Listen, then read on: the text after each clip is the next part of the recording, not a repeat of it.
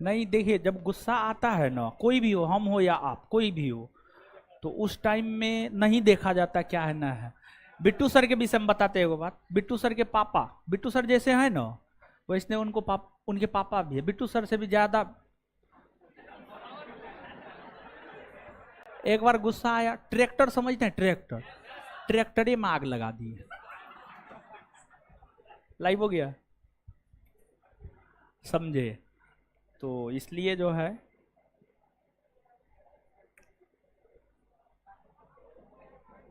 Class live है। चलिए आ जाइए गुरुजी लोग।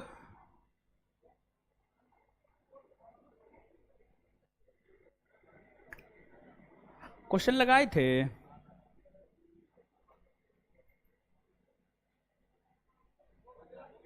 हाँ, लाइव हो चुका है ना? लाइव हो चुका है ना? देख रहे हैं ना? देख लीजिए, थोड़ा यहाँ पे कमेंट दे दीजिए ना, 2 मिनट कमेंट और पढ़ लेते हैं। तो घर उड़ जा रहे हैं ना आप लोग? जाइए जाइए जाइए, समझ जाइए, घर जाइए। शनिवार को पढ़ा के छुट्टी कर देंगे। हाँ? शनिवार को पढ़ा के देंगे। शनिवार को अगर होगा तो रविवार को भी पढ़ा देंगे। ठीक है, शनिवार या रविवार को पढ़ा के देंगे। है? है? नहीं पढ़ाएंगे, थोड़ा डिस्टर्ब है दिमाग। ठीक है, चलिए। राजेश विकास कुमार सिंह, इसका नाम तो बड़ी। धर्मेंद्र कुमार, सोनू यादव, सत्येंद्र, चंदन कुमार, सुधीर पाल, चलिए, प्रतोष कुमार, राजेश, चलिए, सबको गुड इवनिंग। अब आ जाइए, पढ़ते हैं। क्या पढ़ रहे थे? पहले रिवीजन कर लेते हैं तब। ठीक है, पहले रिवीजन कीजिए फटाक से। और अभी घर नहीं जाइएगा, शनिवार को पढ़ा देंगे, उसके बाद चल जाइएगा घर, समझ गए? और शनिवार को, ठीक है, शनिवार को। अब फिर तो एक सप्ताह पूरा छुट्टी रहेगा महाराज। ठीक है, शनिवार को पढ़ के भी जाइएगा तो रविवार को घर जाइएगा, अगला रविवार को आइएगा। एक सप्ताह घर पे मजा में रहिएगा, समझे? घर जाना चाहिए, जरूरी है। शिशुनाग ने अपना राजधानी किसे बना? वैशाली ना? शिशुनाग किन क्षेत्र? वत्स और अवंती। वत्स और कालाशोक को पुराणों में क्या कहा? काक वर्ण। काक, द्वितीय बौद्ध सम्मेलन, कालाशोक। काला शिशुनाग वंश के अंतिम शासक। हाँ, कौन? नंदी। महापदम नंद को कौन कौन सी उपाधि दी गई? एक राट, एक छत्र, सर्व छत्रांक, भार्गव, ये सब उपाधि न। सिकंदर ने भारत पर आक्रमण किसके काल में? सिकंदर ने नंद वंश न, नंद वंश न। और शासक पूछेगा तो धनानंद। सिकंदर भारत पर आक्रमण कब किया? 326 ईस्वी। नंद वंश के संस्थापक महापदम, महापदम नंद। चंद्रगुप्त मौर्य के द्वारा घनानंद को पराजित करने में किस राजा ने सहयोग किया? कश्मीर के राजा प्रवर्तक। कश्मीर के राजा प्रवर्तक। ईरानी आक्रमण कब हुआ? 516 ईस्वी पूर्व में। इसका नेतृत्व किसने किया? दारा प्रथम या डैरेबाहु प्रथम या डेरियस प्रथम। भारत पर आक्रमण करने वाला प्रथम यूरोपीय है सिकंदर। कौन? सिकंदर। ईरान में किस वंश का शासन? हखमनी वंश। कौन वंश? हखमनी वंश। भारत पर पहला आक्रमण? हाँ, ईरानी ना? ईरानी। चलिए अब आगे आ जाइए। तो हम लोग जो है देख रहे थे, क्या देख रहे थे? हम लोग देख रहे थे ईरानी आक्रमण, प्राक मौर्य काल में विदेशी आक्रमण, ईरानी आक्रमण को हम लोग देख रहे थे ना।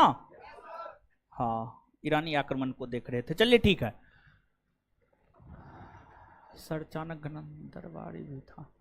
प्रीतम जी नहीं, ऐसा कुछ नहीं है, ऐसा कुछ नहीं है। पिछले क्लास का फुल वीडियो अपलोड करा दे। पिछले क्लास का पूरा वीडियो अपलोड नहीं हुआ है जी। है पिछले क्लास में जो रुक गया था पूरा वीडियो अपलोड नहीं हुआ है, देख लीजिएगा थोड़ा सा। अगर नहीं हुआ दीपेन को बोल दीजिएगा, कर देगा। सर ऑफलाइन क्लास इतना, हाँ है ऑफलाइन क्लास 7:30 से 9, हाँ है, सारा क्लास तो हो ही रहा। कुछ वीडियो नहीं चलता है तो ऑनलाइन जो हेल्पिंग नंबर है उस पर मैसेज या कॉल कीजिए, वो बता देगा क्या दिक्कत है नहीं है। ठीक है, चलिए अब यहां से कमेंट हटा दीजिए, अब पढ़ाते हैं। ठीक है,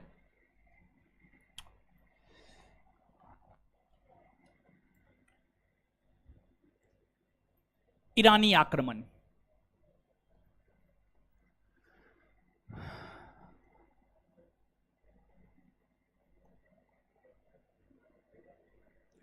ईरानी आक्रमण देखिए, जब मगध में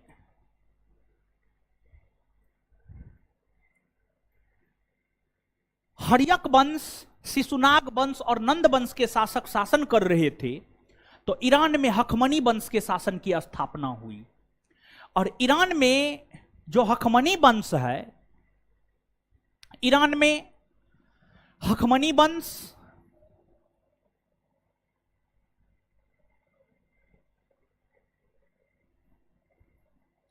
ईरान में हखमनी वंश की स्थापना 6ठी सदी ईस्वी पूर्व में साइरस द्वितीय के द्वारा किया गया था। साइरस द्वितीय, ईरान में हखमनी वंश के शासन की स्थापना 6ठी सदी ईस्वी पूर्व में, 600 ईस्वी पूर्व में साइरस द्वितीय के द्वारा किया गया। साइरस द्वितीय,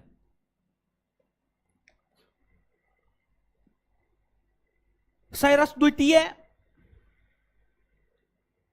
के बाद इस वंश में कई सारे शासक हुए। उन शासकों में एक शासक दारा प्रथम हुए। दारा प्रथम, दारा प्रथम,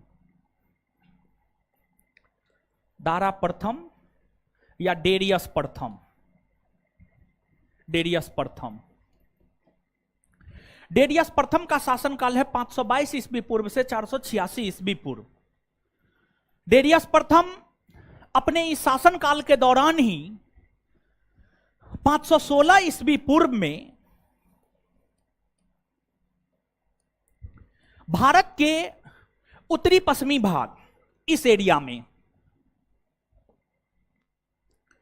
भारत के उत्तरी पश्चिमी भाग में स्थित गंधार पर आक्रमण किया, गंधार को जीता, और गंधार को जीत करके दारा प्रथम या डेरियस प्रथम ने इसे अपने साम्राज्य में मिला लिया। गंधार हखमनी साम्राज्य का 20वां प्रांत बना। गंधार जो है हखमनी साम्राज्य का 20वां प्रांत बना, और गंधार से हखमनी साम्राज्य को 360 टैलेंट सोना, टैलेंट इकाई है, जैसे लंबाई की इकाई मीटर, किलोमीटर, वैसे ही मुद्रा की इकाई है टैलेंट। गंधार क्षेत्र से 360 टैलेंट सोना कर के तौर पर हखमनी वंश को जाता था। और हखमनी वंश में टोटल 28 प्रांत हुआ करता था, टोटल 28 प्रांत। और उन 28 प्रांत में 20वां प्रांत जो है आपको गंधार था। दारा प्रथम के सेनापति एस्काइलेक्स थे, जिन्होंने मकरान तट का पता लगाया। दारा प्रथम के बाद इस वंश में कई सारे शासक बने, लेकिन उसमें दारा प्रथम का उत्तराधिकारी उसका पुत्र अक्षयार्स या जरक्सीज बना था। अक्षयार्स या जरक्सीज, अक्षयार्स या जरक्सीज।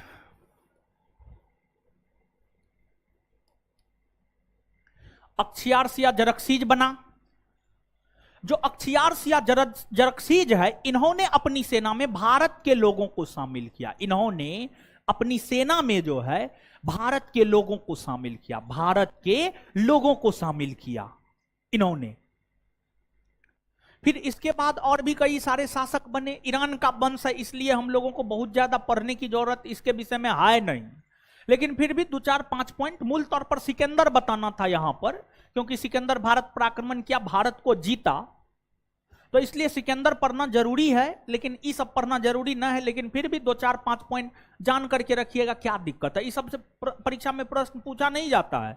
इसमें से सिर्फ एक को प्रश्न पूछे जाने योग्य है कि किस ईरानी शासक ने भारत पर आक्रमण किया, कब किया, बस। इस लाइन के अलावा और कुछ याद रखने की जरूरत है नहीं, लेकिन फिर भी थोड़ी बहुत जान लेंगे तो घाटा थोड़े करेगा, नॉलेज कभी घाटा नहीं करता है। तो जरक्सीज के बाद भी कई सारे शासक बने, लेकिन इस हकमनी वंश के अंतिम शासक बने दारा तृतीय। इस हकमनी वंश के जो है अंतिम शासक कौन बने आपको? दारा तृतीय। दारा तृतीय, दारा तृतीय हकमनी वंश के अंतिम शासक बने। दारा तृतीय को सिकंदर ने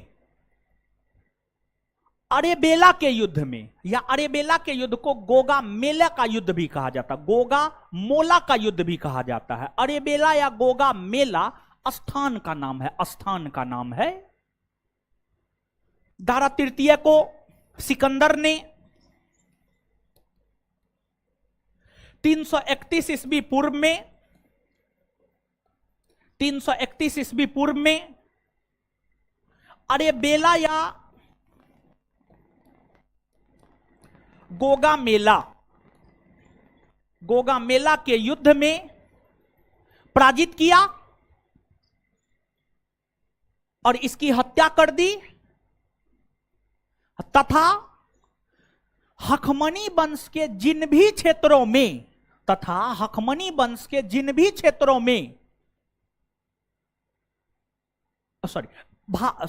हकमनी वंश का जितना भी क्षेत्र था, जहां जहां हकमनी वंश का शासन था, सब पर सिकंदर कब्जा कर लिया।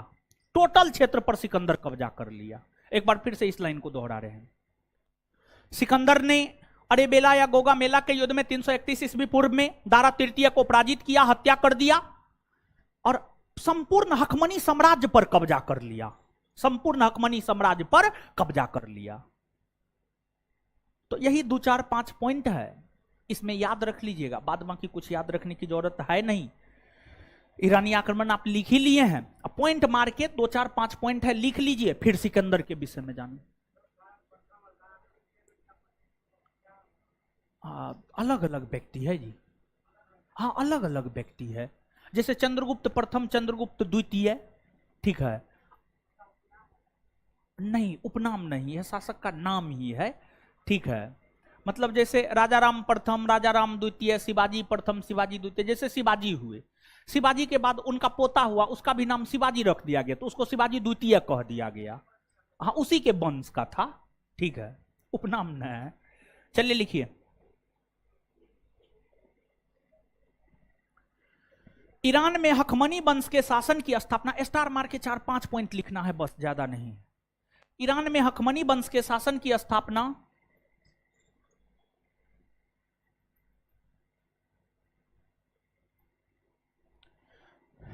ईरान में हकमनी वंश के शासन की स्थापना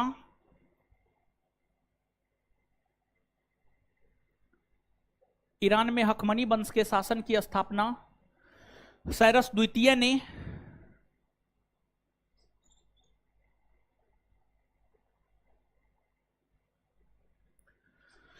साइरस द्वितीय ने किया।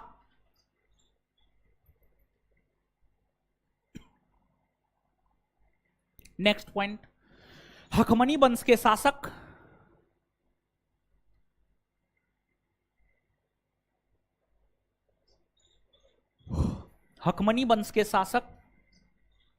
दारा प्रथम या डेरियस प्रथम ने,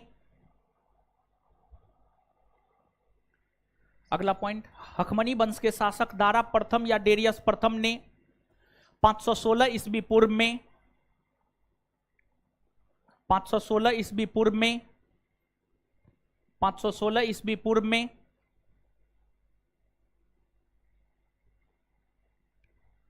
516 ईस्वी पूर्व में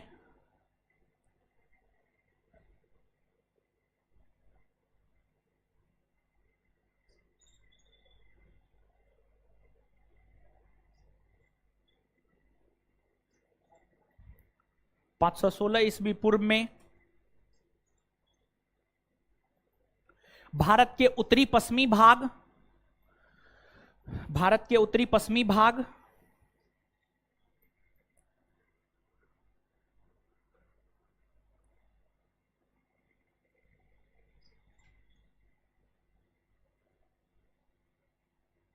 भारत के उत्तरी पश्चिमी भाग गंधार गंधार गंधार पर आक्रमण कर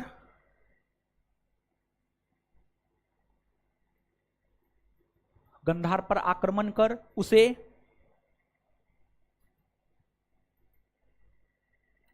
जीत लिया।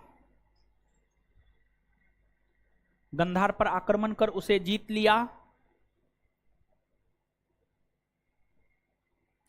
गंधार, उसी में गंधार ईरान के हखमनी वंश का गंधार ईरान के हखमनी वंश का 20वां प्रांत बना।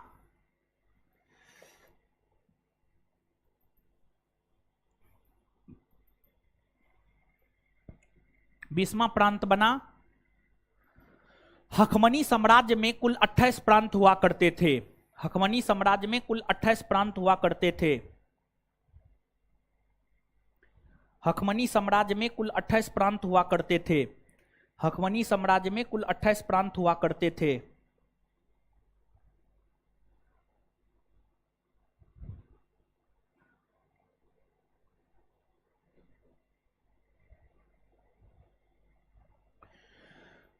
गंधार से उसी में गंधार से हखमनी साम्राज्य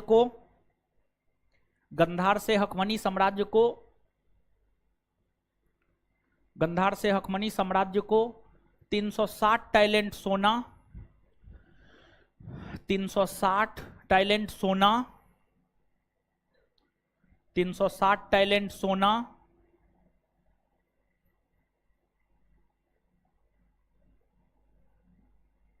360 टैलेंट सोना कर के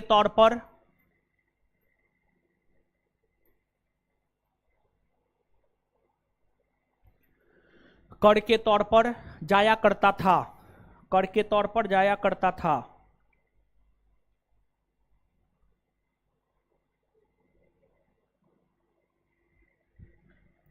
कर के तौर पर जाया करता था। Full stop.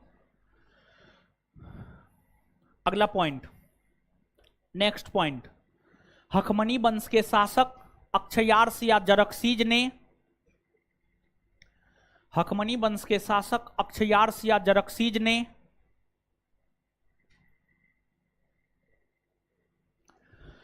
हखमनी वंश के शासक अक्षयार्स या जरक्सीज ने अपनी सेना में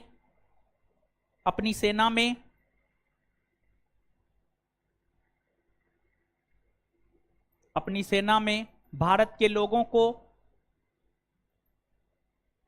शामिल किया।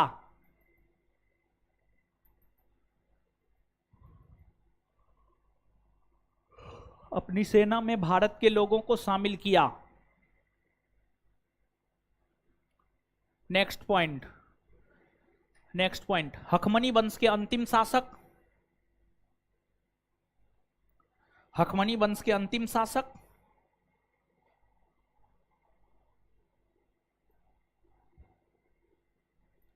हखमनी वंश के अंतिम शासक दारा तृतीय हुए। हखमनी वंश के अंतिम शासक दारा तृतीय हुए।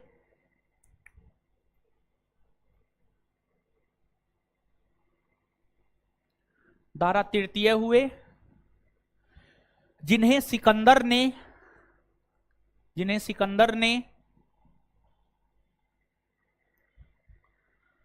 331 ईस्वी पूर्व में, जिन्हें सिकंदर ने 331 ईस्वी पूर्व में पराजित कर, जिन्हें सिकंदर ने 331 ईस्वी पूर्व में पराजित कर, जिन्हें सिकंदर ने 331 ईस्वी पूर्व में, 1 मिनट, पराजित कर लिख दिए, 331 ईस्वी पूर्व में अरेबेला या गोगामेला के युद्ध में, 331 ईस्वी पूर्व में, 331 ईस्वी पूर्व में अरेबेला या गोगामेला के युद्ध में, अरेबेला या गोगामेला के युद्ध में,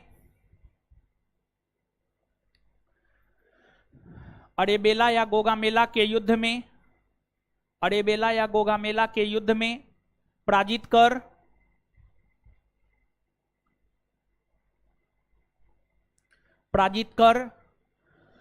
संपूर्ण हखमनी साम्राज्य पर, पराजित कर संपूर्ण हखमनी साम्राज्य पर, संपूर्ण हखमनी साम्राज्य पर, संपूर्ण हखमनी साम्राज्य पर, संपूर्ण हखमनी साम्राज्य पर कब्जा कर लिया।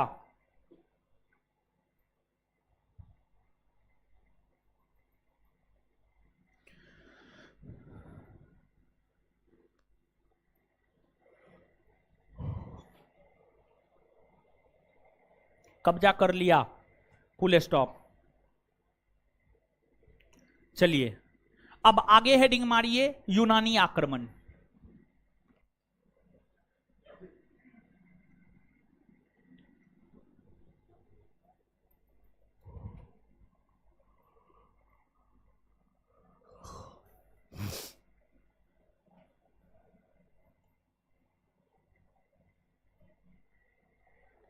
यूनानी आक्रमण।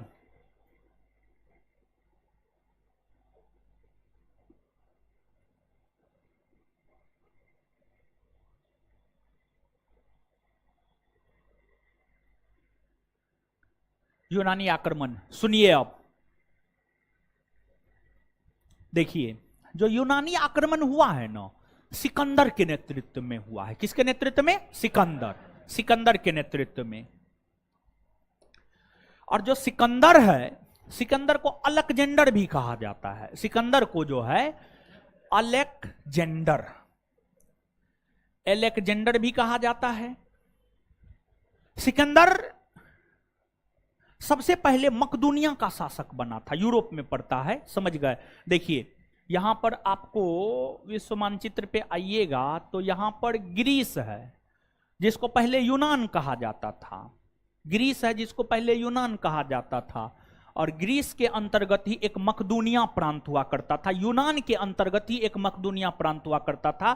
जैसे भारत के अंतर्गत जो है बिहार, उत्तर प्रदेश, मध्य प्रदेश, छत्तीसगढ़, ये सब प्रांत है ना हो, वैसे ही यूनान एक देश था और यूनान के अंतर्गत कई सारे प्रांत आया करते थे। उसमें एक मकदूनिया प्रांत था। तो जो मकदूनिया प्रांत था, उस मकदूनिया प्रांत के शासक सिकंदर के पिता थे। सिकंदर के पिता थे। तो सिकंदर के जो पिता थे वे फिलिप द्वितीय थे। सिकंदर के पिता की अगर हम बात करें तो सिकंदर के पिता थे फिलिप द्वितीय। फिलिप द्वितीय सिकंदर के पिता थे। फिलिप द्वितीय मकदूनिया का शासक था। फिलिप द्वितीय कहां का शासक था? मकदूनिया।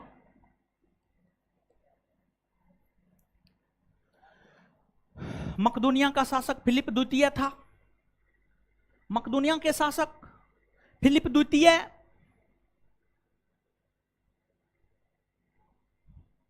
के निधन होने के बाद मकदूनिया का ही शासक सिकंदर बना।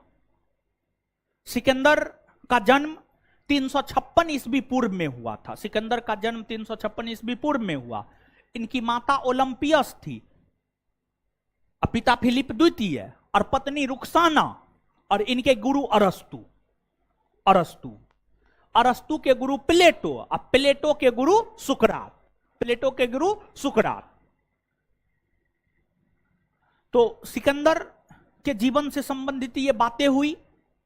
जन्म कब हुआ, माता कौन थी, पिता कौन थे। सिकंदर मकदूनिया का शासक बनने के बाद यह लक्ष्य निर्धारित किया। जैसे आप आप पटना आए हैं तो आप भी कुछ ना कुछ लक्ष्य के साथ पटना आए हैं, ऐसे तो उठ-पुट के नहीं आ गए, कुछ ना कुछ तो आपका भी लक्ष्य होगा, क्या करना है क्या नहीं करना है। तो सिकंदर मकदूनिया का शासक बनने के बाद एक लक्ष्य निर्धारित किया, और सिकंदर ने यह लक्ष्य निर्धारित किया कि हमें विश्व विजेता बनना है, पूरे विश्व को जीतना है। सिकंदर का यह लक्ष्य था। और सिकंदर थोड़ा ज्योतिषी में विश्वास करता था, पुस्तक पढ़ने का शौकीन था, पुस्तक बड़ी पढ़ा करता था, और पुस्तक पढ़ पढ़ करके ही सिकंदर ने विश्व के विषय में जानकारी प्राप्त किया, भारत के विषय में जानकारी प्राप्त किया। सिकंदर ने जब पुस्तक पढ़ा तो उसी से सिकंदर को जानकारी प्राप्त हुआ कि भारत अकूत संपत्ति वाला देश है, अपार खनिज संसाधन वाला देश है, अपार सोना चांदी वाला देश है। तो सिकंदर का मन ललचाया कि भारत पर तो आक्रमण करबे करेंगे, और फिर सिकंदर विश्व विजयी अभियान पर निकले। और ऐसी बातें हैं, ऐसा कहा जाता है कि आपको सिकंदर विश्व विजयी अभियान करना चाहता था तो एक ज्योतिषी को बुला करके, एस्ट्रोलॉजर को बुला करके सिकंदर अपना हाथ दिखवाया और कहा कि देखिए विश्व विजेता बनने का रेखा हमारे हाथ में है या नहीं है। तो एस्ट्रोलॉजर ने कहा ना है, ये रेखा ऐसे होता ना बन जाते, ठीक है। तो फिर सिकंदर जो है अपनी तलवार से, कहा जाता है, अब कितना सच्चाई है वो सिकंदर ही जाने, सिकंदर अपनी तलवार से वो रेखा अपने हाथ में बनाया और उसी तलवार से ज्योतिषी की हत्या कर दिया, और फिर विश्व विजयी अभियान पर निकल पड़े। क्या यह सत्य है कि सिकंदर ने पूरे विश्व को जीता? नहीं, यह सत्य नहीं है। सिकंदर ने पूरे विश्व को जीता, यह बात सत्य नहीं है, सत्य नहीं है। सिकंदर पूरे विश्व को नहीं जीता है, लेकिन फिर भी सिकंदर को विश्व विजेता कहा जाता है। सिकंदर पूरे विश्व को नहीं जीता, लेकिन फिर भी सिकंदर को विश्व विजेता कहा जाता है। इसलिए कहा जाता है क्योंकि यूनान के लोगों को जिन भी क्षेत्रों के विषय में जानकारी प्राप्त था, उन सभी क्षेत्रों को सिकंदर ने जीत लिया था। यूनान के लोगों को जिन भी क्षेत्रों की जानकारी थी, जिन भी भौगोलिक क्षेत्रों की जानकारी थी, उन सभी क्षेत्रों को सिकंदर ने जीत लिया। जैसे यूनान के लोगों को ईरान के विषय में जानकारी प्राप्त था, तुर्की के विषय में जानकारी प्राप्त था, मिस्र के विषय में जानकारी प्राप्त था, भारत के विषय में जानकारी प्राप्त था। इन तमाम क्षेत्रों को सिकंदर ने जीत लिया। अब आपको यूनान के लोगों को जिन भी भौगोलिक क्षेत्रों की जानकारी थी सबको जीत लिया। यूनान के लोग कहने लगे विश्व विजेता, और जब यूनान के लोग कहने लगे, दूसरे लोग भी कहने लगे, हम लोग भी कहने लगे, हर कोई कहने लगा, और सिकंदर विश्व विजेता बन गया। जानते हैं, गलत एक सही होता है, एक गलत होता है। सही गलत में फर्क आप समझते होंगे। सही बात जल्दी नहीं फैलता है, गलत बात बड़ी तेजी से फैलता है, समझे। अफवाह में भी सही अफवाह जल्दी नहीं फैलेगा, गलत अफवाह तुरंत आग की तरफ फैल जाता है, समझे। तो आपको जो है सिकंदर को विश्व विजेता बनाने में अफवाह का भी अहम रोल है। अफवाह, गांधी को गांधी बनाने में अफवाह का भी अहम रोल है, समझ गए। और अगर आप देखिए, गांधी जी कोई संत नहीं थे, आप भ्रम में मत रहिएगा।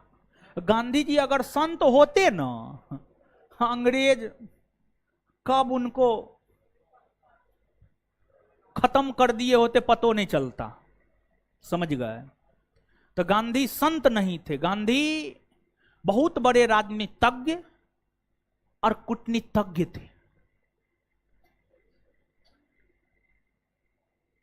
तो गांधी को गांधी बनाने में अफवाह का अहम रोल है, सिकंदर को सिकंदर बनाने में अफवाह का अहम रोल है।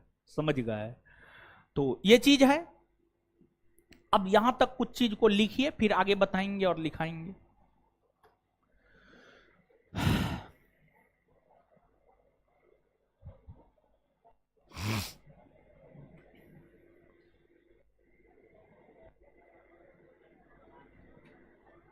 लिखिएगा।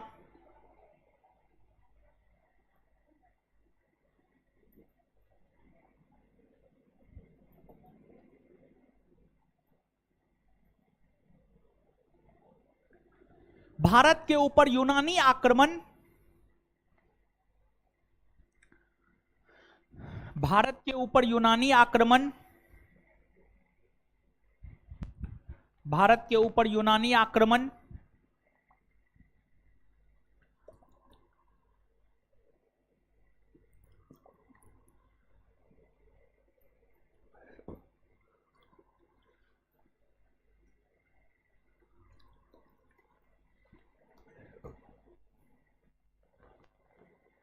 भारत के ऊपर यूनानी आक्रमण 326 ईस्वी पूर्व में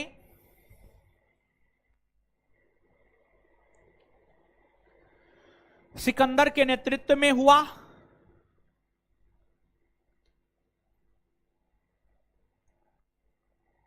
सिकंदर के नेतृत्व में हुआ, फुल स्टॉप।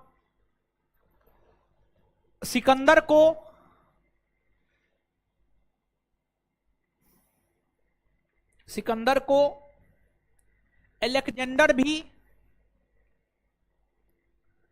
सिकंदर को अलेक्जेंडर भी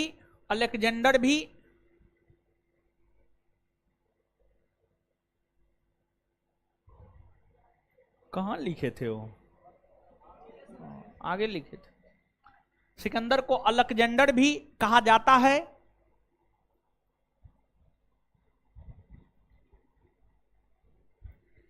इनका जन्म 356 ईस्वी पूर्व में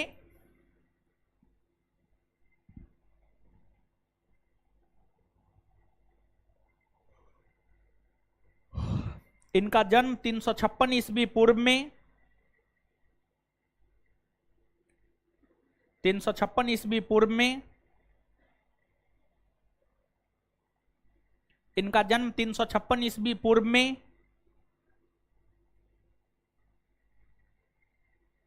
मकदूनिया प्रांत में हुआ।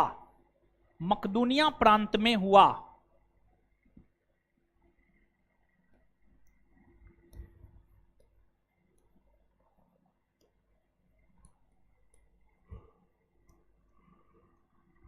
मकदूनिया प्रांत में हुआ, फुल स्टॉप।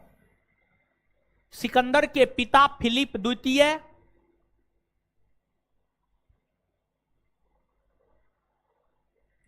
सिकंदर के पिता फिलिप द्वितीय मकदूनिया के शासक थे।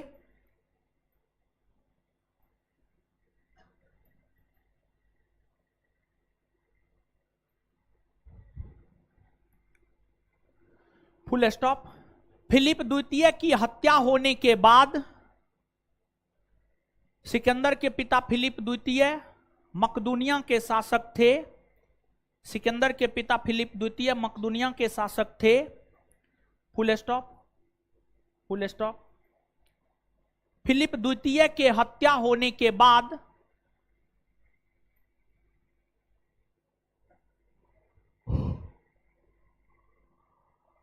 फिलिप द्वितीय के हत्या होने के बाद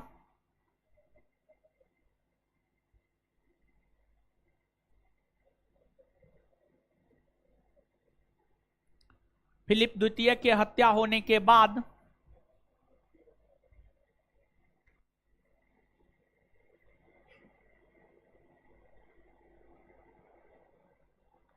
सिकंदर मकदूनिया का शासक बना।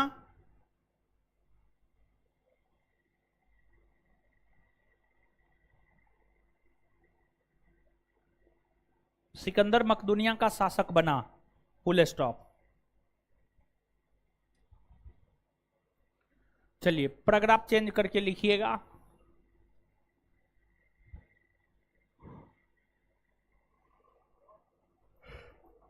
सिकंदर की माता, सिकंदर की माता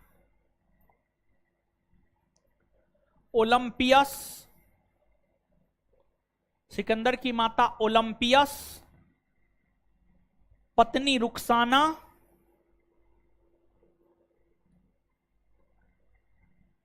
सिकंदर की माता ओलंपियस, पत्नी रुखसाना और गुरु अरस्तु थे, और गुरु अरस्तु थे।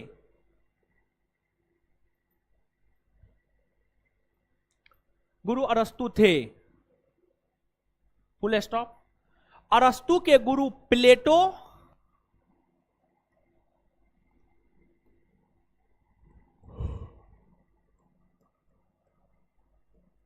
अरस्तु के गुरु प्लेटो और प्लेटो के गुरु सुकरात, और प्लेटो के गुरु सुकरात।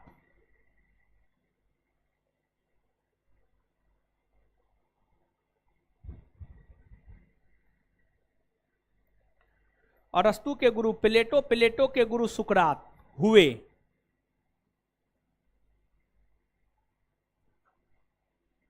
हुए, फुल स्टॉप, फुल स्टॉप।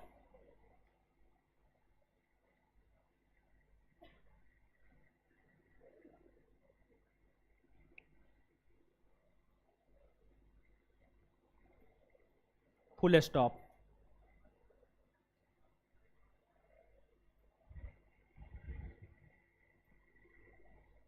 लिखिएगा।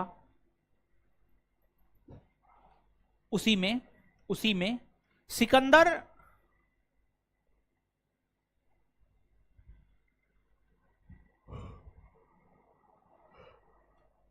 पूरे विश्व को नहीं जीता था,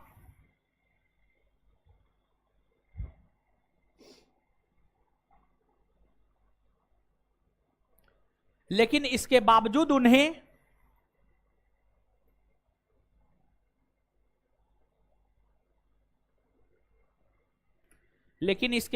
उन्हें उन्हें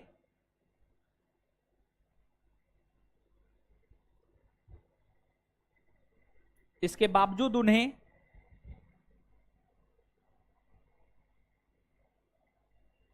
उन्हें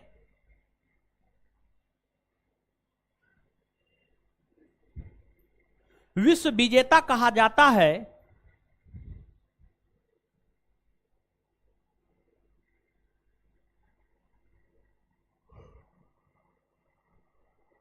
विश्व विजेता कहा जाता है क्योंकि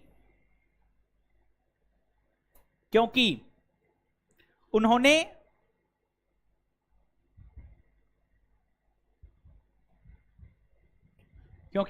उन सभी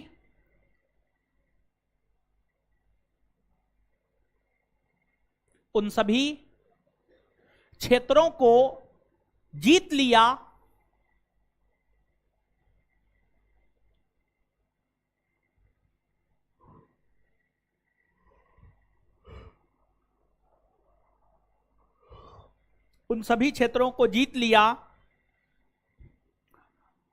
जिसकी जानकारी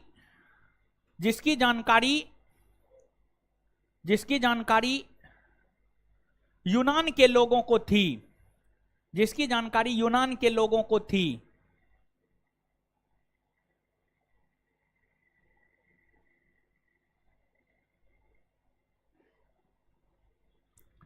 जिसकी जानकारी यूनान के लोगों को थी, जैसे तुर्की, मिस्र, ईरान, जैसे तुर्की, मिस्र, ईरान, इराक इत्यादि। तुर्की, मिस्र, ईरान, इराक इत्यादि।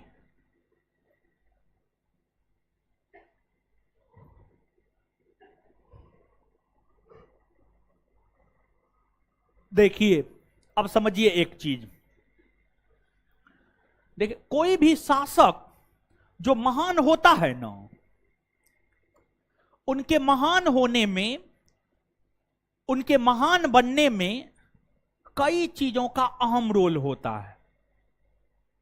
अगर कोई शासक है, उसका सलाहकार अगर अच्छा है, अगर कोई शासक है, उस शासक का सलाहकार अच्छा है, तो अच्छे सलाहकार के नेतृत्व में अच्छे अच्छे काम करते हैं और शासक महान हो जाते हैं। तो सलाहकार का अच्छा होना बहुत जरूरी होता है, सलाहकार का अच्छा होना बहुत जरूरी होता है।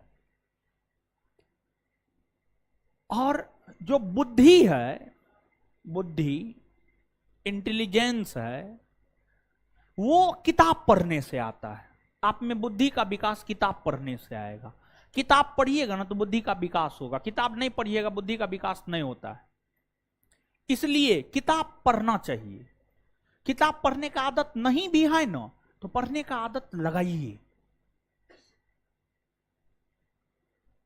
तो सिकंदर पुस्तक पढ़ने का शौकीन था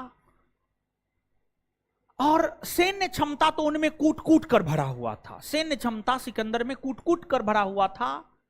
साथ ही साथ सिकंदर बड़ी दूरदर्शी थे, बहुत दूर की सोच रखता था। कहा जाता है कि सिकंदर 24 घंटा में 48 घंटा काम करता था, 24 घंटा में 48 घंटा काम करता था। कहिए ये तो अनपच वाली बात है, ये कैसे हो जाएगा? सिकंदर जब सोया भी रहता था ना तो उसके दिमाग में प्लानिंग चलते रहता था कि कौन क्षेत्र पर किधर से आक्रमण करेंगे। सिकंदर की सेना काफी प्रशिक्षित थी, उस समय के अनुकूल आधुनिक अस्त्र शस्त्र से लैस थी, बड़ी सेना थी। सिकंदर की सेना दो प्रकार की थी, एक स्थल सेना, एक नौसेना। सिकंदर के पास दो प्रकार की सेना थी। और सिकंदर पुस्तक पढ़ के जानकारी लेते थे, विद्वानों से जानकारी लेते थे।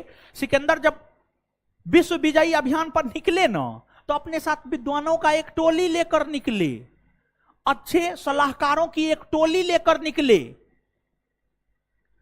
और सिकंदर सबसे सलाह मशवरा करके किसी भी क्षेत्र पर आक्रमण करता था।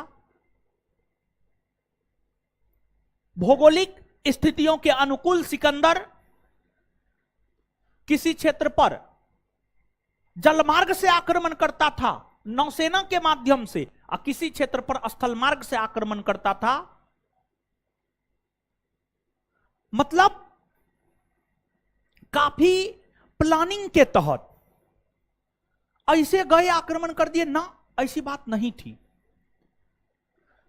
जैसे बहुत विद्यार्थी आते होंगे, हां पढ़ना है पढ़ लेना है, और बहुत विद्यार्थी आते होंगे नहीं पढ़ना है पढ़ के जॉब लेना है, जीवन में सफल होना है। तो सिकंदर जो है पढ़ना है पढ़ न लेना है, ऐसे नहीं थे। सिकंदर इस प्रवृत्ति के थे, पढ़ना है पढ़ के जॉब लेना है, सफल होना है जीवन में, ऐसे थे सिकंदर। काफी प्लानिंग के तहत जो है, काफी प्लानिंग के तहत जो है सिकंदर किसी भी क्षेत्र पर आक्रमण करके उसको जीत लेता था। सिकंदर के साथ कई सारे इतिहासकार भारत भी आए, ओनेसिक्रेटस, निरियाकस और अरिस्टोबुलस, ये सब इतिहासकार का नाम है। ओनेसिक्रेटस,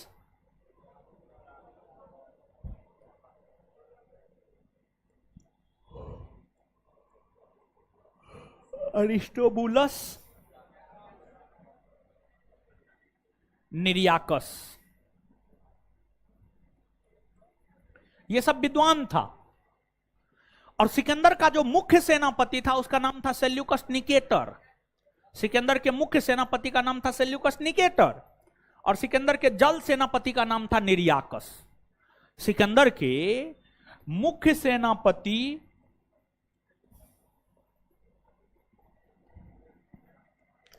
सेल्यूकस निकेटर,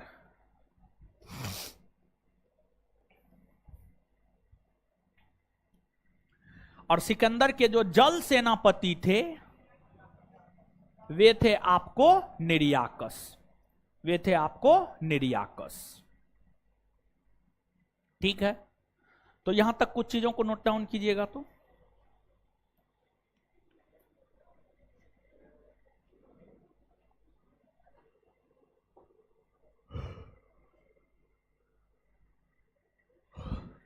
सिकंदर के मुख्य सेनापति, नीचे से नेक्स्ट पॉइंट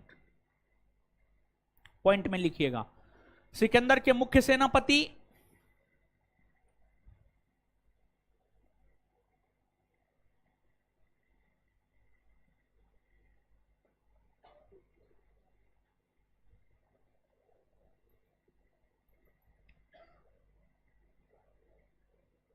सिकंदर के मुख्य सेनापति सेल्यूकस निकेटर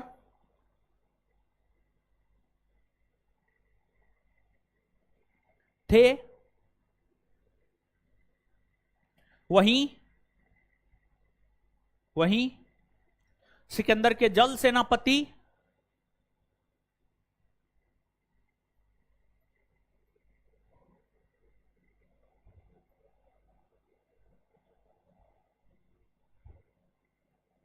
निर्याकस, जल सेनापति निर्याकस थे। अगला पॉइंट, सिकंदर के साथ भारत आने वाले इतिहासकार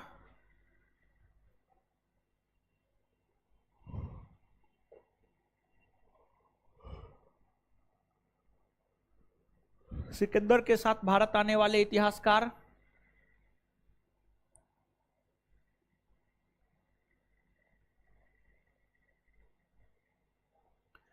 सिकंदर के साथ भारत आने वाले इतिहासकार ओनेसिक्रेटस,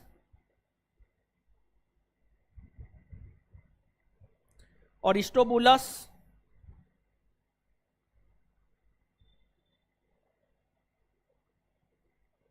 ओनेसिक्रेटस, अरिस्टोबुलस और निर्याकस।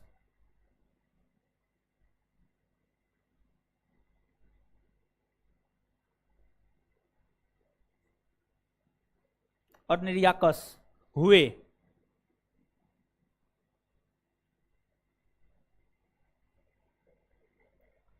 अब देखिए, सुनिए,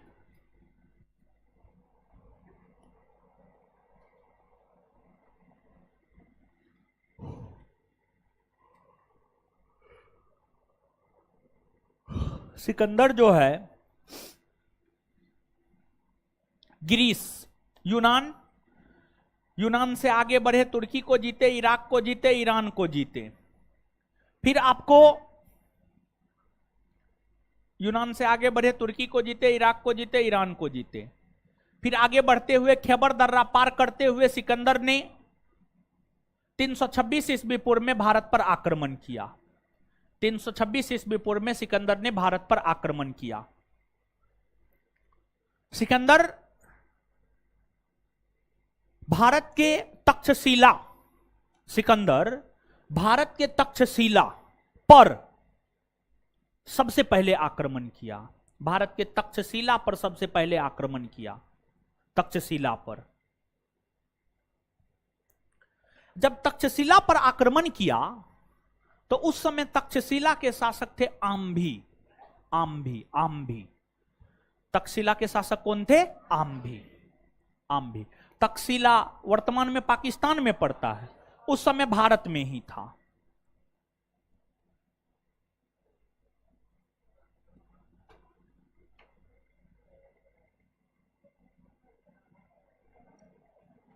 तक्षशिला के शासक आम्भी। तक्षशिला के शासक जो आम्भी थे, आम्भी सिकंदर के सामने घुटने टेक दिया, हाथ खड़ा कर दिया। सिकंदर के सामने घुटने टेक दिया, हाथ खड़ा कर दिया।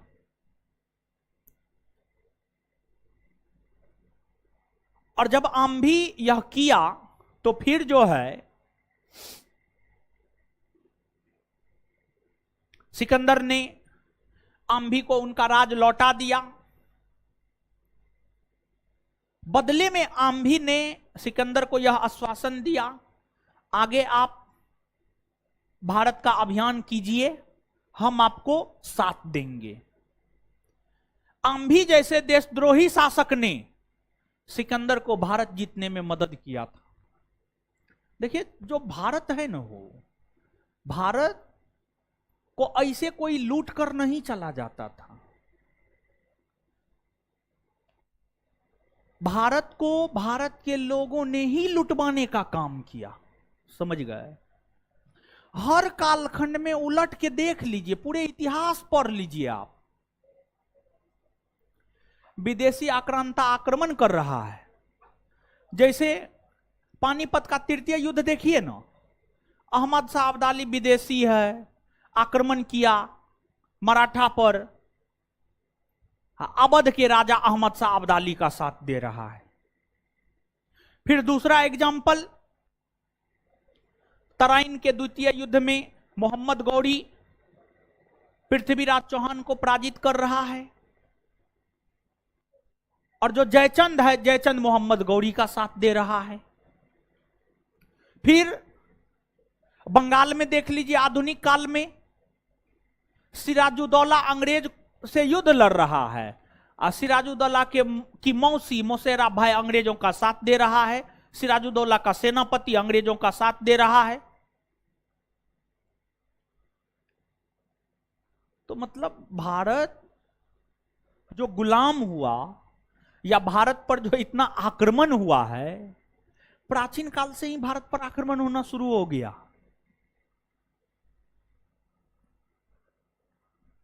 छठी सदी ईस्वी पूर्व से ही भारत पर आक्रमण होना शुरू हो गया, और छठी सदी ईस्वी पूर्व से लेकर आधुनिक काल तक भारत पर आक्रमण होते आया है। आप देखिए ना 1999 के कारगिल युद्ध तक। लेकिन फिर भी भारत सत्य के मार्ग पर चलने वाला देश है। भारत के लोग काफी शांति प्रिय है। भारत वसुदेव कुटुंबकम में विश्वास करने वाला देश है। पूरा विश्व एक परिवार है। भारत की शांति प्रिय नीति, भारत के अपार खनिज संसाधन, कितना भी लूटा लेकिन फिर भी अभी भी भारत में बहुत है। कम लूटा है भारत को जी। उधर ईरानी से लेकर के इधर अंग्रेज तक, अब पाकिस्तान तक। पाकिस्तान सब तो लूट नहीं पाया भारत को, वो तो सिर्फ आक्रमण करता है, बस क्षति पहुंचाता है। समझ गए? खूब लूटा है। लेकिन फिर भी बताइए, विश्व की 5वीं सबसे बड़ी अर्थव्यवस्था है, जनसंख्या में दूसरे नंबर पर है, पहला नंबर पे, अच्छा अभी दूसरे नंबर पे ही हैं। और देखिए कहीं पर भी उलट करके देख लीजिए, अच्छा अच्छा साइंटिस्ट, अच्छा अच्छा इंजीनियर, डॉक्टर, प्रोफेसर भारतीय मूल का मिल जाएगा, भारतीय मूल का मिल जाएगा। समझ गए? तो ये चीज है। सिकंदर तक्षशिला से आगे बढ़े, तक्षशिला से आगे बढ़े। सिकंदर को सिंधु नदी तक पहुंचने में लगभग 5 माह का समय लग गया। आगे जब बढ़ा, झेलम नदी के तट पर, झेलम नदी जम्मू कश्मीर में बहती है, जम्मू कश्मीर से निकलती है, जम्मू कश्मीर में बहती है। झेलम को ही बितास्ता भी कहा जाता है। झेलम या बितास्ता नदी के तट पर, झेलम या वितास्ता,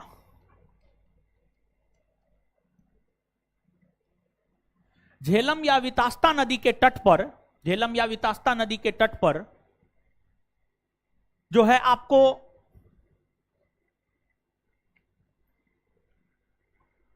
सिकंदर की सेना का सामना पंजाब के शासक पोरस के साथ हुआ, पोरस के साथ हुआ। झेलम या वितास्ता नदी के तट पर सिकंदर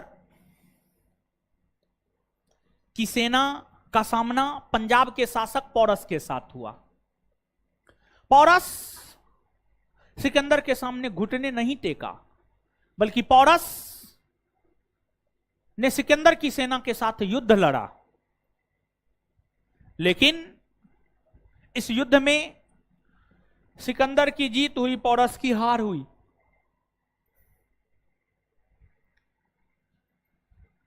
फिर पोरस को बंदी बनाकर सिकंदर के समक्ष प्रस्तुत किया गया। सिकंदर पोरस के साहस से काफी प्रभावित हुए।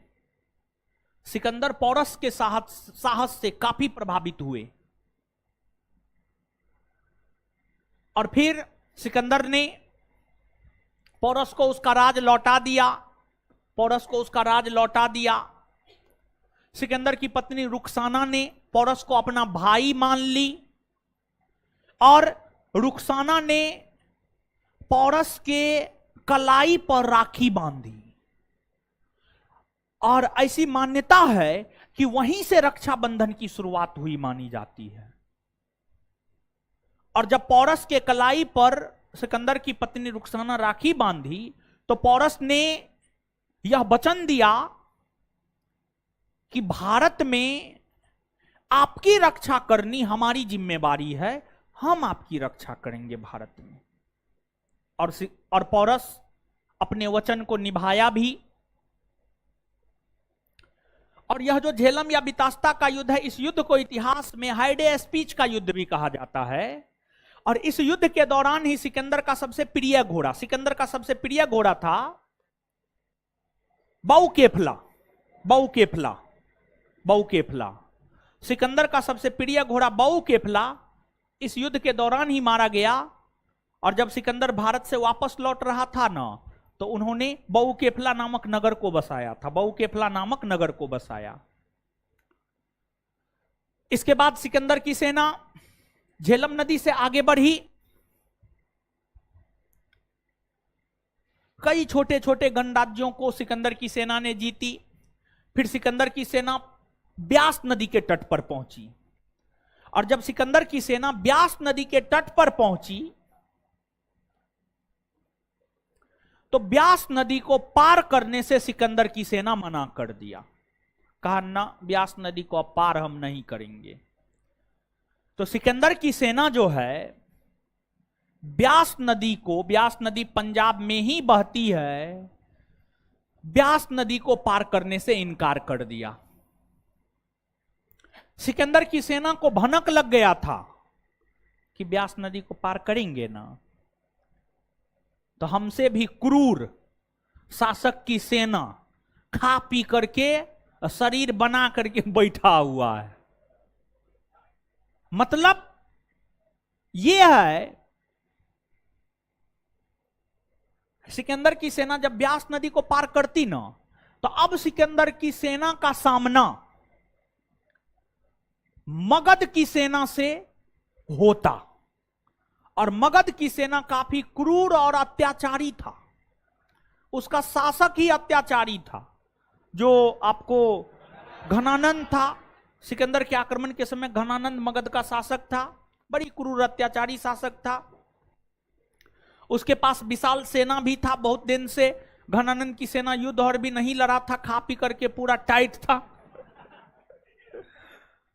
तो सिकंदर की सेना को भनक लग गया कि आगे जो है कोई छोटा मोटा शासक से सामना नहीं होने जा रहा है, आगे बहुत बड़े शासक और बहुत बड़ी सेना से सामना होने जा रहा है। तो सिकंदर की सेना ब्यास नदी को पार करने से इनकार कर दिया। सिकंदर बहुत मोटिवेट किया अपनी सेना को कि नहीं, आप पार कीजिए ना। सिकंदर की सेना एकदम हथियार डाल दिया। कहा अब कुछ भी कर लीजिएगा, कितनों मोटिवेट कीजिएगा, तो अब हम जाने वाले नहीं हैं। और भी बात यह है कि सिकंदर की सेना लंबे अवधि से युद्धरत था, युद्ध लड़ रहा था, घर से दूर था, घर का याद सताने लगा था और भारी रक्तपात को सिकंदर की सेना ने देखा था। तो अब इन चीजों से मन काफी सिकंदर की सेना का बिचल गया था। तो सिकंदर की सेना इन कारणों से ब्यास नदी को पार करने से इनकार कर दिया। ब्यास नदी को पार करने से इनकार कर दिया।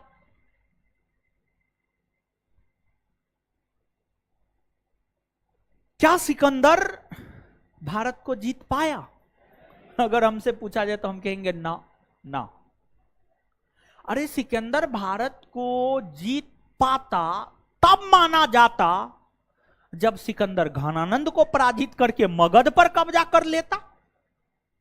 अब एक बात बताइए, आप इसको ऐसे समझिए, लोकसभा चुनाव में राहुल गांधी मोदी जी को हरा दे, तब हुई एक बात।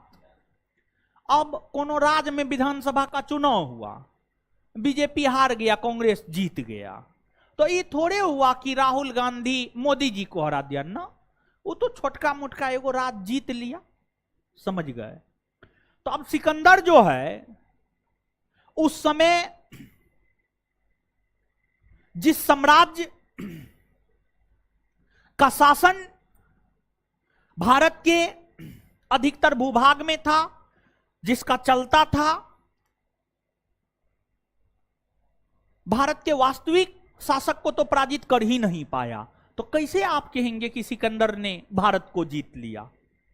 लेकिन फिर भी प्रश्न पूछा जाता है, प्रश्न यह पूछा जाता है कि सिकंदर को भारत जीतने में सफलता प्राप्त हुई क्यों? ऑप्शन देता है, तो आपको टिक करना होगा एप्रोप्रिएट आंसर। इसका आंसर होगा आम्भी जैसे देशद्रोही शासकों ने सिकंदर का साथ दिया। इसका आंसर होगा भारत में केंद्रीय स्तर की सत्ता का अभाव का होना, भारत की सेना का अप्रशिक्षित होना, जबकि सिकंदर की सेना प्रशिक्षित थी। तो यह कारण है जिस वजह से सिकंदर भारत को जीत पाया। सिकंदर की सेना जब व्यास नदी को पार करने से इनकार कर दिया, अब सिकंदर को लग गया ना, अब तो ये सब मानने वाला है ना। सिकंदर अपना बोरा बिस्तर समेटा और सिकंदर लगभग 19 माह तक भारत में रुका था। 1 पर 9 19 माह तक भारत में रुका था। और फिर सिकंदर 325 ईस्वी पूर्व में बोरा बिस्तर समेट करके अपना जाने लगा।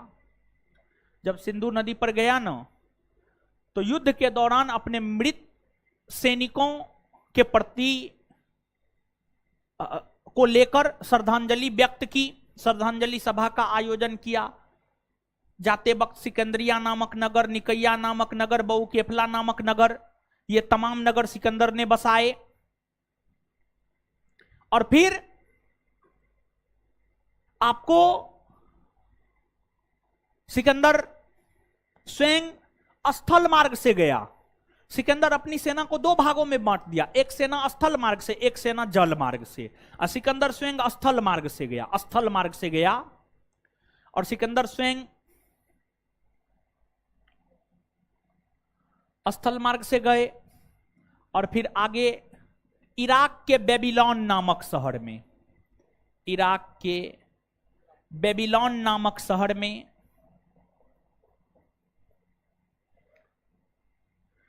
323 ईस्वी पूर्व में 323 ईस्वी पूर्व में 33 वर्ष की अवस्था में 33 वर्ष की अवस्था में सिकंदर का निधन हो गया। और कहा जाता है कि सिकंदर को एक मच्छर काट लिया था और उस मच्छर के काटने के कारण सिकंदर बीमार पड़ गया, समझ गए।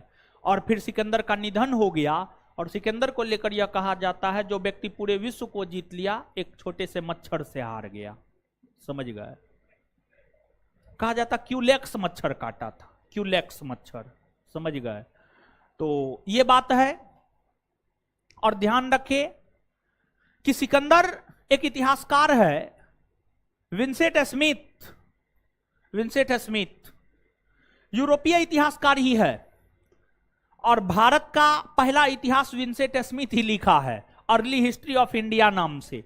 भारत का पहला इतिहास विंसेंट स्मिथ ही लिखा है, अर्ली हिस्ट्री ऑफ इंडिया नाम से।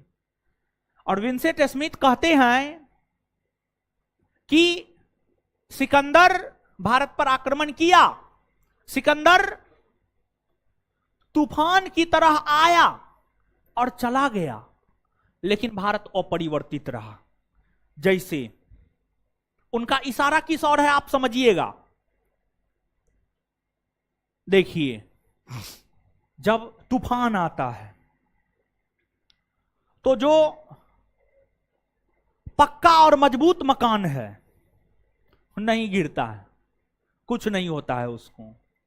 लेकिन जो कमजोर मकान है, तूफान आता है तो नहीं गिर जाता है, गिर जाता है, गिर जाता है। तो विंसेंट स्मिथ का इस और इशारा था कि भारत एक मजबूत देश था, भारत एक मजबूत देश था। सिकंदर आया आंधी तूफान के तरह चले गया, लेकिन भारत अपरिवर्तित रहा, भारत को कुछ नहीं हुआ। यह बात विंसेंट स्मिथ ने कहा है, काफी बड़ा स्टेटमेंट है अपने आप में। और सिकंदर जब वापस जा रहा था ना, तो बहुत सारे गणराज्यों ने सिकंदर का विरोध किया। मालवा गणराज ने, सुद्रक गणराज ने सिकंदर का विरोध किया। और सिकंदर में एक खूबी था, खूबी यह था, जब सिकंदर युद्ध भूमि में होता था ना, मानवता नाम का कोई चीज उसके सामने नहीं होता था। युद्ध भूमि में है, सामने बच्चा है, बूढ़ा है, कोई भी है, मार देना है उसको, खत्म कर देना है। सिकंदर ये नहीं सोचता था कि महिला है छोड़ देना है ना, बच्चा है छोड़ देना है ना। अगर उनके सामने आ गया, उनके विरोधी राज्य के हैं, खल्लास कर देना है, सफाया कर देना है। मतलब मानवता का शर्मसार सिकंदर ने किया। ये सही चीज थोड़े है जी।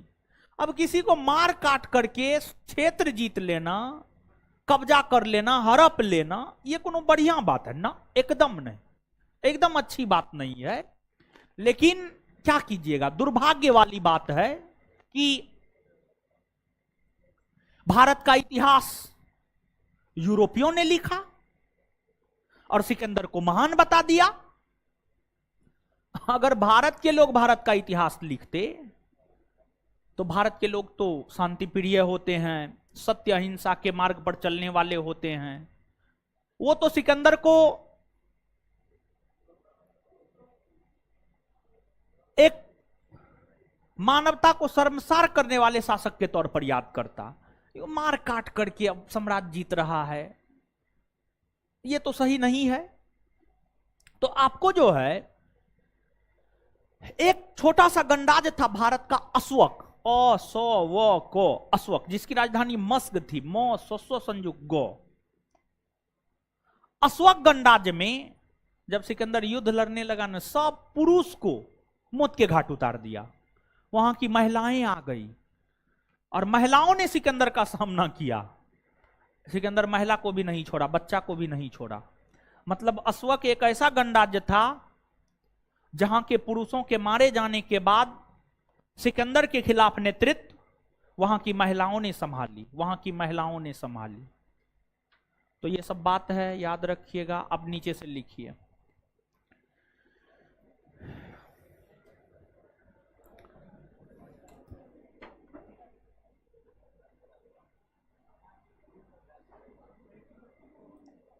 बाप रे कितना फोन आ गया, आए तो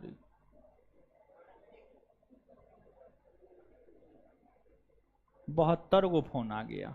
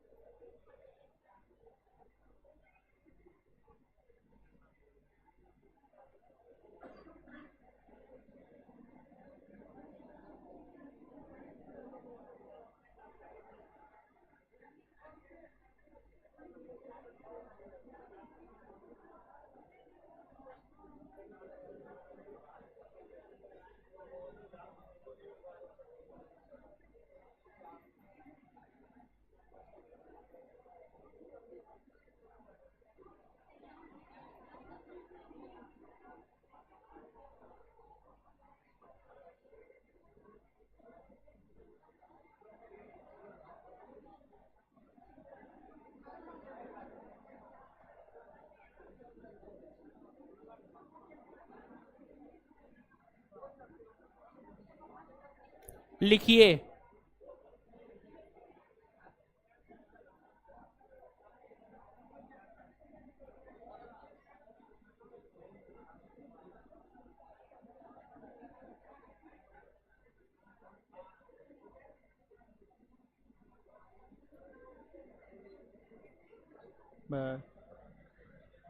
ऑफ हो गया मोबाइल मेरा।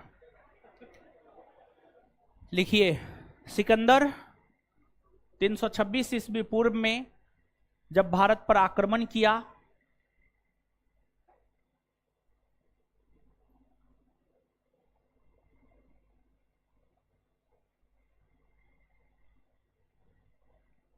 सिकंदर 326 ईस्वी पूर्व में जब भारत पर आक्रमण किया,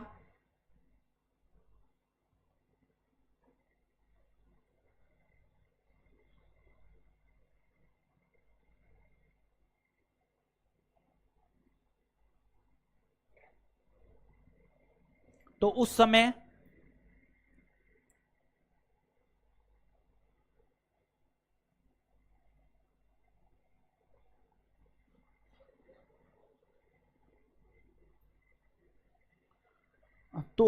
नहीं, तो सिकंदर का सामना, तो उस समय को काट दीजिए, उस समय को काट दीजिए। तो सिकंदर का सामना सर्वप्रथम, सिकंदर का सामना सर्वप्रथम, सिकंदर का सामना सर्वप्रथम तक्षशिला के शासक, तक्षशिला के शासक है, कोई है जी? स्टाफ और नहीं है कोई? कोई है? मेरा मोबाइल चार्ज में लगाइए तो हो जा करके ऑफ हो गया है, भेजिए तो। कोई रख नहीं लीजिएगा।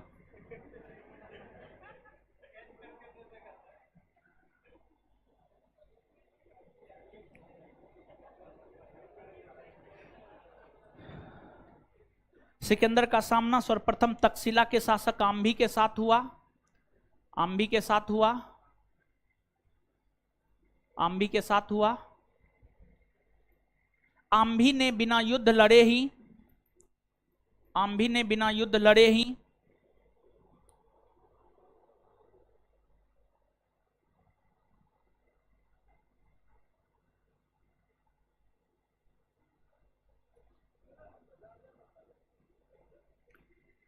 आत्मसमर्पण कर दिया,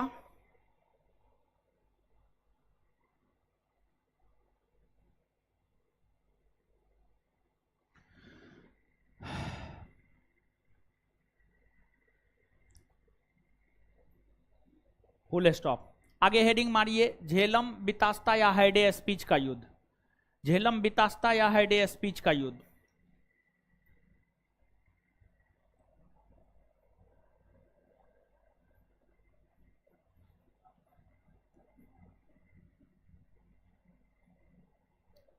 झेलम बितास्ता या हैडे स्पीच का युद्ध।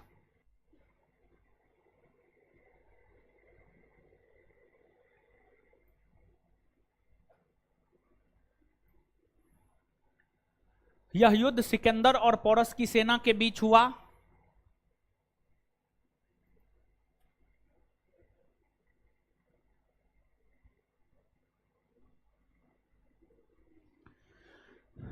यह युद्ध सिकंदर और पोरस की सेना के बीच हुआ।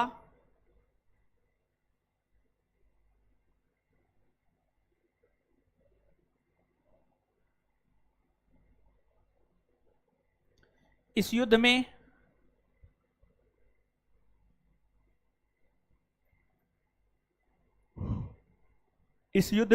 सिकंदर की सेना विजयी हुआ।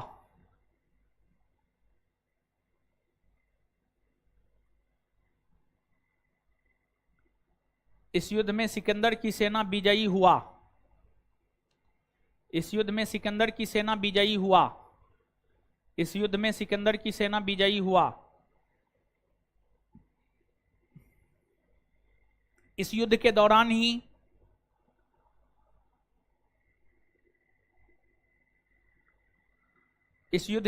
ही सिकंदर का सबसे प्रिय घोड़ा बाउकेफला,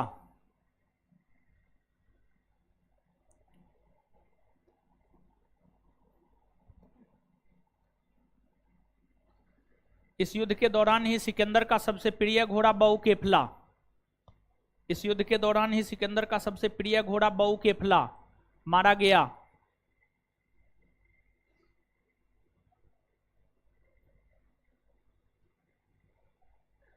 बहु केफला मारा गया। आगे लिखिएगा।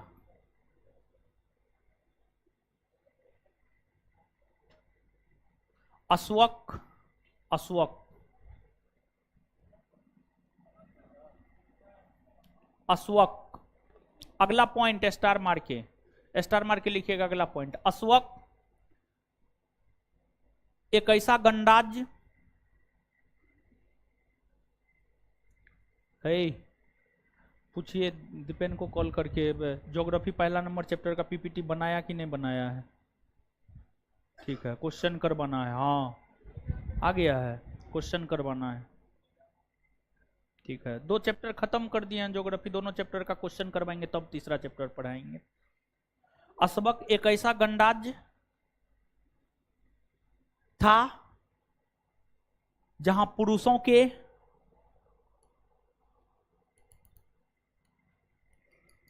पुरुषों के मारे जाने के बाद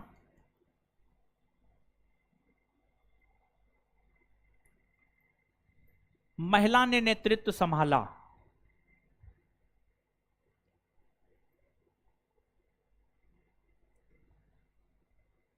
इस गणराज्य की राजधानी मस्क थी। इस गणराज्य की राजधानी मस्क थी। इस गणराज्य की राजधानी मस्क, मस्क, इस गणराज्य की राजधानी मस्क थी। चलिए नेक्स्ट, अगला पॉइंट। सिकंदर की सेना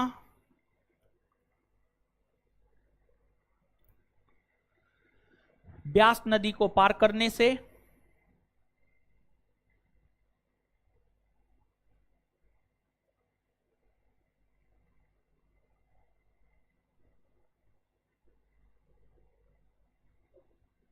सिकंदर की सेना ब्यास नदी को पार करने से इनकार कर दिया।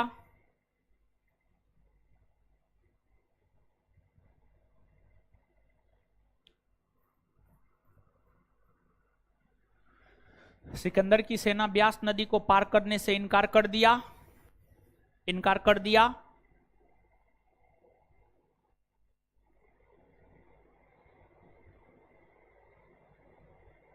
Full stop. Next point. Sikandar लगभग 19 माह तक भारत में रुके।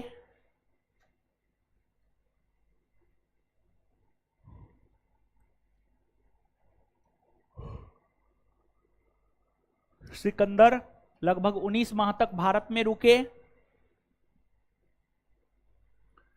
और फिर स्थल मार्ग से, और फिर स्थल मार्ग से 325 ईस्वी पूर्व में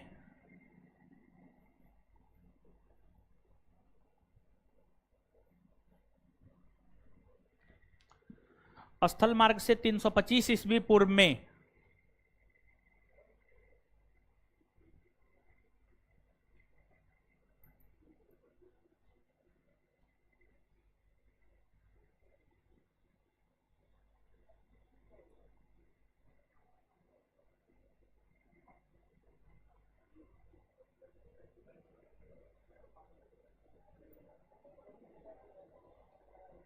भारत से वापस लौट गए।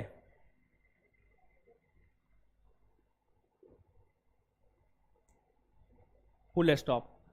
वापस लौटने के क्रम में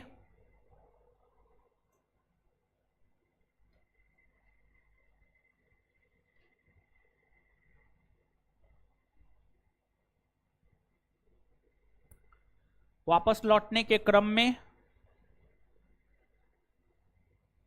वापस लौटने के क्रम में सिकंदर ने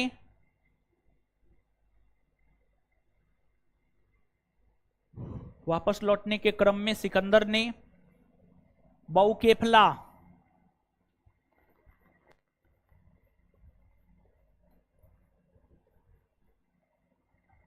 निकैया, बहुकेफला, निकैया,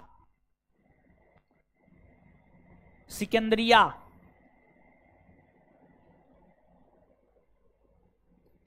सिकंदरिया, जैसे नगरों को स्थापित किया, जैसे नगरों की स्थापना की।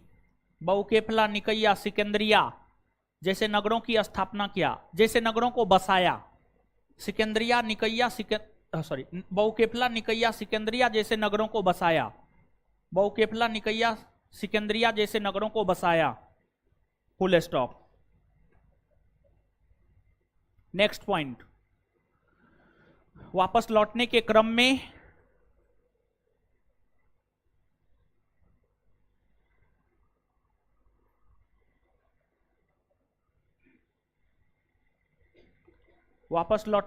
में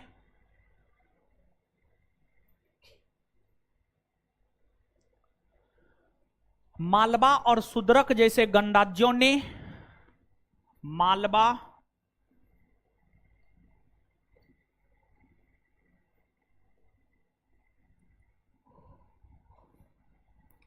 मालवा और सुदरक जैसे गणराज्यों ने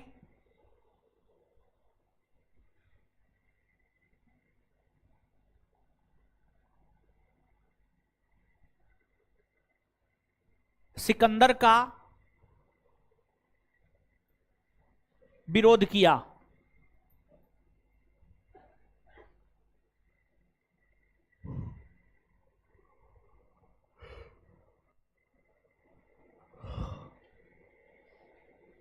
नेक्स्ट पॉइंट, 33 वर्ष की अवस्था में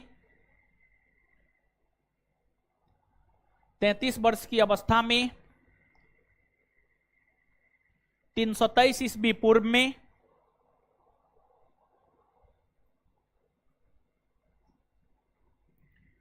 33 वर्ष की अवस्था में 323 ईस्वी पूर्व में इराक के बेबीलोन 33 वर्ष की अवस्था में 323 ईस्वी पूर्व में इराक के बेबीलोन नामक शहर में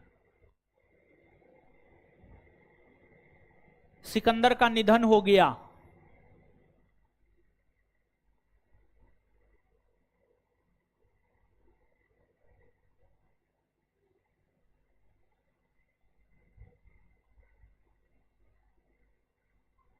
सिकंदर का निधन हो गया। Full stop. Full stop. चलिए, सिकंदर का निधन हो गया। आगे लिखिएगा।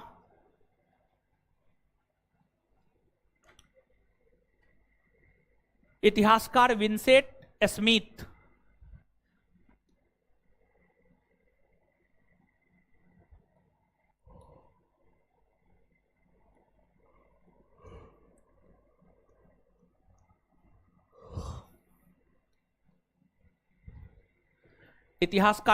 स्मिथ का मानना है कि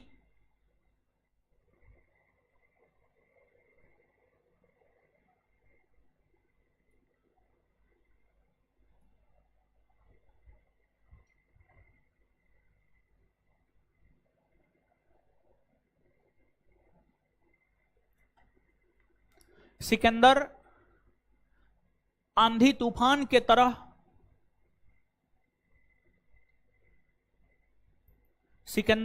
तूफान के तरह भारत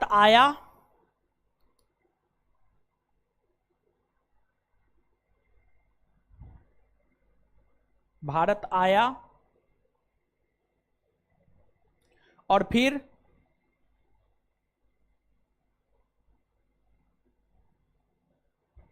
चले गया, लेकिन भारत अपरिवर्तित रहा।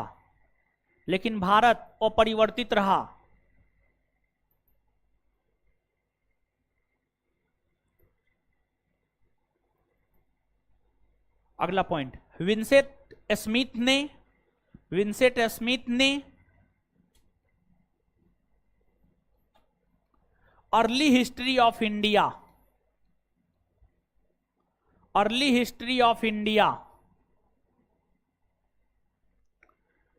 विंसेंट स्मिथ ने अर्ली हिस्ट्री ऑफ इंडिया नामक पुस्तक की रचना की?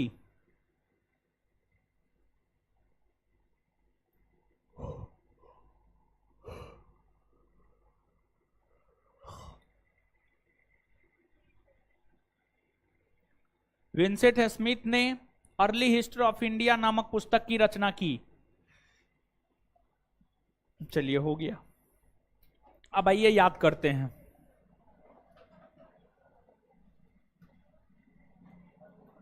गुरुजी लोग आइए याद करते हैं। है देखिए, याद कीजिए तब जाइएगा। हट हट, देखिए देखिए ये सब देखिए, वो घरों पे जाकर के याद नहीं करेगा, ठीक है। ईरान में हकमनी वंश के शासन की स्थापना किसने की? ईरान में हकमनी वंश के शासन की स्थापना किस? हकमनी वंश के किस शासक ने भारत पर आक्रमण किया? किसने आक्रमण किया? कब आक्रमण किया? कब आक्रमण किया? हकमनी वंश के शासक कौन हुए जिन्होंने अपनी सेना में भारतीयों को शामिल किया? हकमनी वंश के कौन शासक ने अपनी सेना में भारतीयों को शामिल? अक्षयार्ष या जरक्सीज? अक्षयार्ष या जरक? हकमनी वंश के किस शासक ने अपनी सेना में भारतीयों को शामिल किया? अक्षयार्ष या जरक्सीज? अंतिम शासक कौन हुए? हकमनी वंश के अंतिम शासक। अच्छा, अरेमेला या गोगा मेला के युद्ध में दारा तृतीय को किसने पराजित किया? किसने पराजित किया? अरेमेला या गोगा मेला का युद्ध कब हुआ है? 331 ईस्वी पूर्व में, ठीक है। चलिए आगे बताइएगा। यूनानी आक्रमण किसके नेतृत्व में हुआ? सिकंदर को और किस नाम से जाना जाता है? सिकंदर कहां का शासक था? उनकी माता कौन थी? पत्नी, गुरु, अरस्तु के गुरु, प्लेटो के गुरु।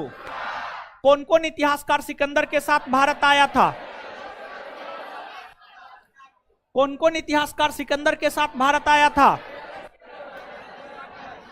सिकंदर का मुख्य सेनापति, जल सेनापति, जल सेनापति।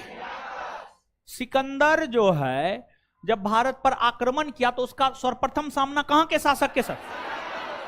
तक्षशिला के शासक। वो तो घुटना टेक दिया ना।